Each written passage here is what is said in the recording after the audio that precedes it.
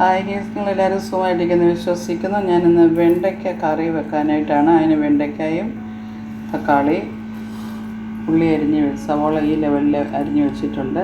ശകലം വെളുത്തുള്ളി, ഇഞ്ചി, 3 പച്ചമുളക്. ഇനി നമുക്ക് ഈ വെണ്ടയ്ക്ക, ഞാനൊരു 4-5 വെണ്ടയ്ക്ക എടുത്തിട്ടുള്ളൂ. ഇനി അത് ചെറിയ പീസായിട്ട് അരിയാം.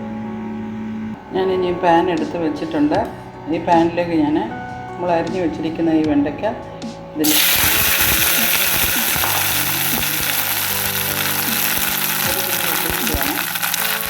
ഇതൊക്കെ ചട്ടിയിലാണ് ഉണ്ടാക്കുന്നത്.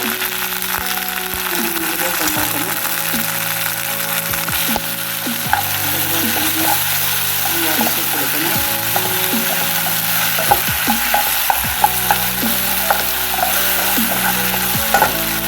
നമ്മളെടുത്ത് വെച്ചിരിക്കുന്ന വേപ്പില, 3 പച്ചമുളക്,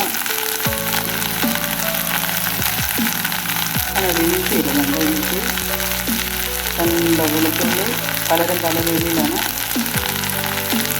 ഈ ലെവലിൽ വെച്ചിരിക്കുന്ന സവോള, നല്ലതാണ് സവോള.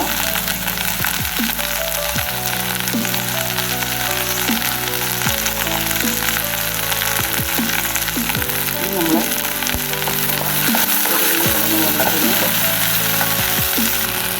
ഇതിലേക്ക് മഞ്ഞൾപ്പൊടി ഇടണം.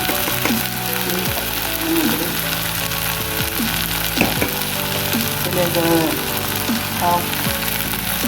മല്ലിപ്പൊടി,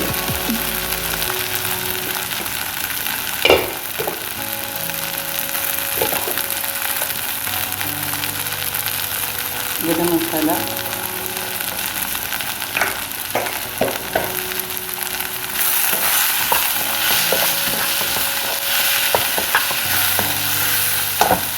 നല്ലപോലെ വഴറ്റുന്നു.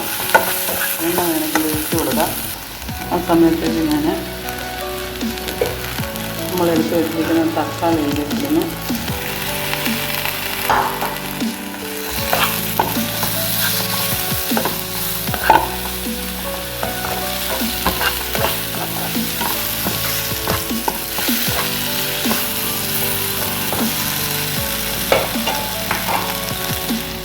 ജസ്റ്റ് ഒന്ന് അടച്ച് വെക്കുന്നു. ഞാൻ ആ സമയത്തേക്ക് തേങ്ങ മിക്സിയിൽ നല്ലപോലെ, ചിലർ പാലെടുക്കും, തേങ്ങാപ്പാൽ. ഞാൻ 1 പാൽ 2 പാലും എടുത്ത് ഞാൻ പെട്ടെന്ന് തേങ്ങ മിക്സിയിൽ ഒഴിച്ച് നന്നായിട്ട് അരച്ച് ഇതിലേക്ക് ചേർക്കാൻ പോവുകയാണ്. നമ്മളിത് തുറന്ന് നോക്കുന്നു. ഇത് നന്നായിട്ടുണ്ട്.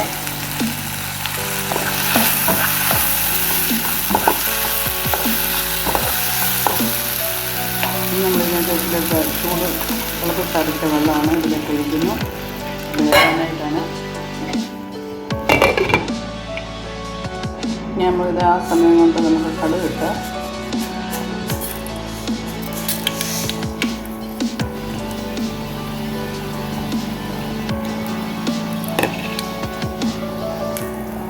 ഉള്ളി, വെളുത്തുള്ളി,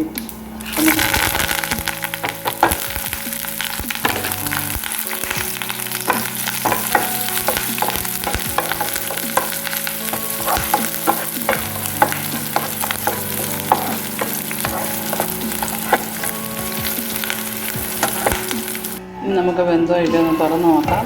ഉപ്പൊക്കെ ഉണ്ടോ നോക്കണം. അതെല്ലാം കൂടെ ഒന്നാവാനുണ്ട്. ലേശം ഒന്ന് അടച്ച് വെക്കാം.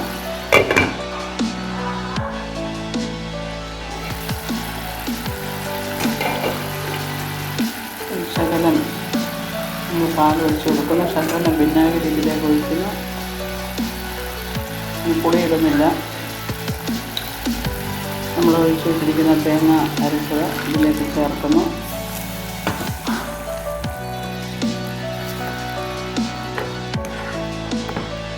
ജസ്റ്റ് ചൂടാക്കിയാൽ മതി. നല്ല സ്വാദിഷ്ടമായ വെണ്ടയ്ക്ക കറി റെഡിയായിരിക്കുന്നു.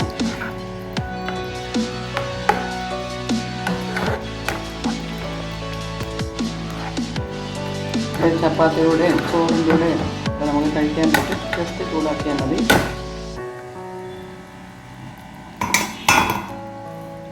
നമ്മൾ മറ്റൊരു പാത്രത്തിലേക്ക് മാറ്റുന്നു.